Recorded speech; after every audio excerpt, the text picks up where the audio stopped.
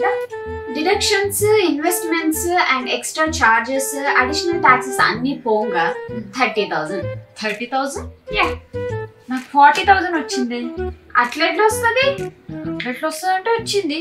అక్క 2 years budget అదంతా తీసుకొని వచ్చి అది ఇది కలిపి క్యాల్కులేషన్స్ చేసిన. చూడు నేను లాస్ట్ 3 years బడ్జెట్ కంపేర్ చేసి క్యాల్కులేట్ చేసిన.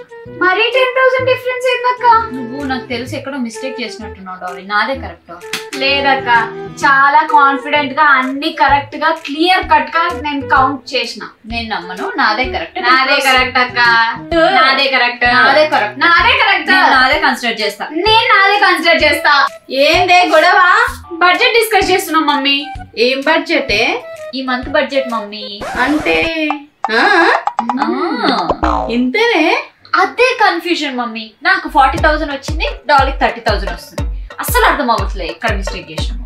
మంత్లీ 40,000 30,000 అంటే గ్రేట్ రా మీరు. ఫస్ట్ సాలరీ నాకే ఇయ్యాలి. సాలరీ కాదే అక్క, రాఖీ పౌర్ణమి వస్తుంది కదా, దానికి మాకొచ్చే ఇన్కమ్. రాఖీ ప్రేమతో కట్టాలి, పైసల కోసానికి కాదు.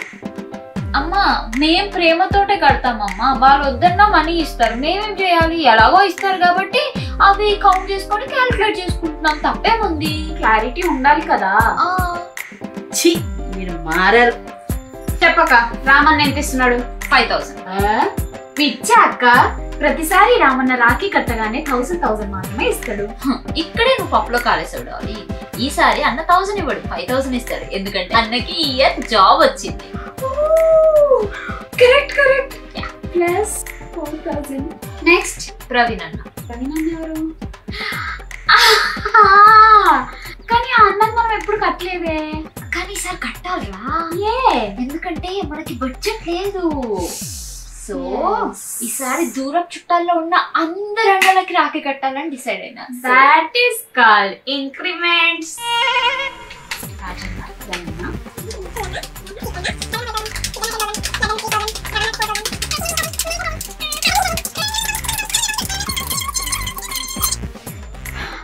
అన్ని కలిపితే ఎంత?